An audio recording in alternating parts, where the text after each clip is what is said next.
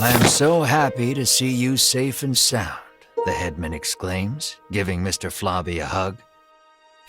You explain everything that happened, including the incident with Vince and the Ivory Order. He expresses his relief that the Order will be taking care of the criminal. He then thanks you for your hard work and instructs his stewardess to prepare dinner for your party.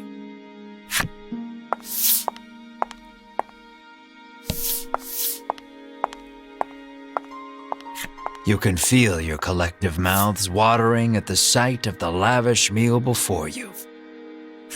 You, Mar, and Riddis immediately dig in. You aren't sure where you find a moment to breathe among all the feasting.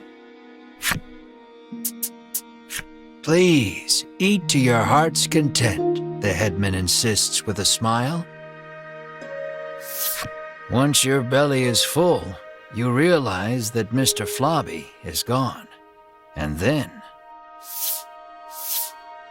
"Room for dessert?" the headman asks, offering you a plate of slimy jelly. You feel your stomach churning at the very sight of it. The color strikes you as familiar, and the stickiness sends a shiver down your spine.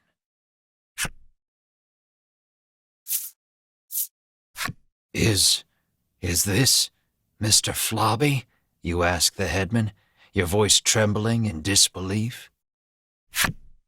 The headman looks at you with a plain expression, one that holds no malice. "Is that a problem?" he questions back.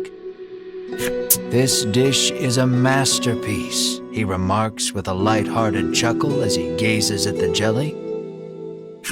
"And I have you brave heroes to thank for it. Had you not brought that slime back, we would not be able to enjoy this exquisite dessert."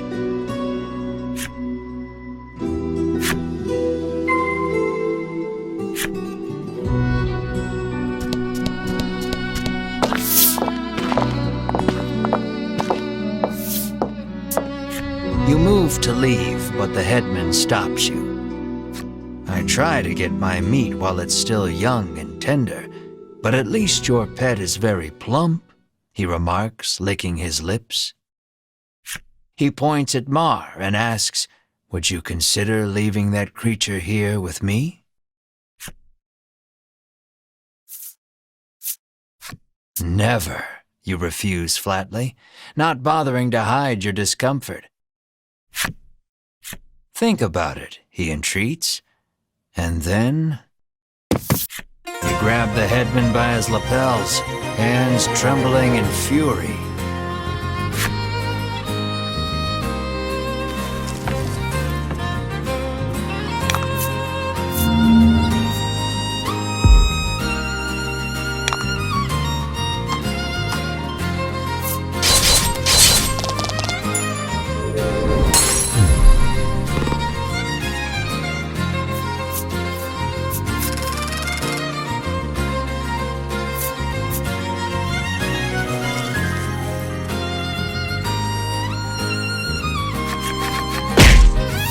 Pummel the headman with all your might.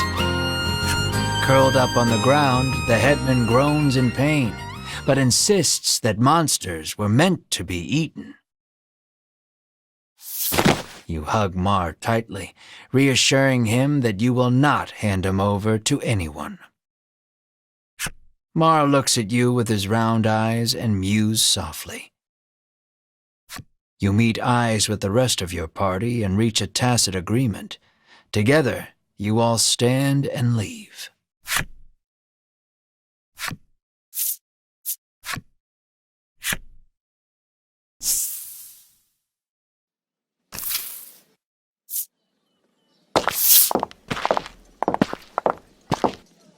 As you are about to leave the headman's house, though, the old man suddenly charges at you from behind.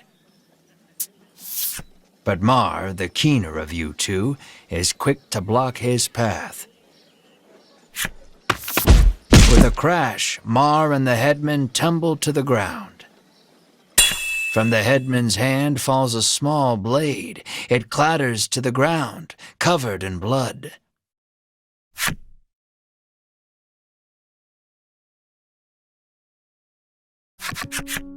You take the injured Mar to an inn where you can watch over him.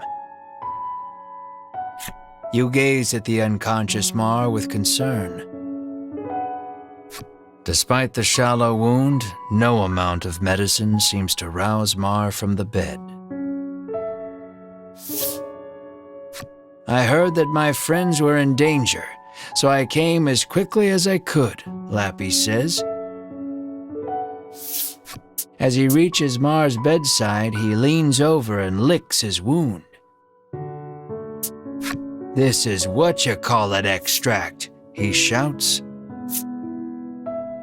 He explains that it is a poison extracted from a certain monster. If it enters the body, it drastically reduces one's stamina. Hearing those words, you realize the headman's blade must have been coated in this poison. Mar's condition starts to make sense. "Isn't there anything we can do?" Melanie asks. Lappy's eyes widen in realization before he places his mouth over Mar's wound and begins sucking. He then puts the what-you-call-it extract into a bottle and hands it to you.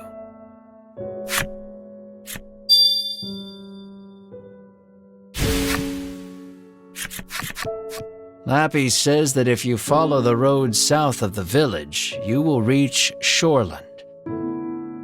He tells you to give the extract to the famous nutritionist there.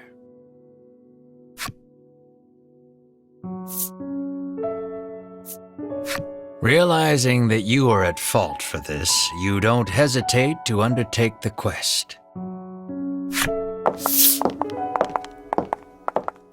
But this is strange. The extract comes from a monster, so it should have no effect on one, Lappy remarks with a curious tilt of his head.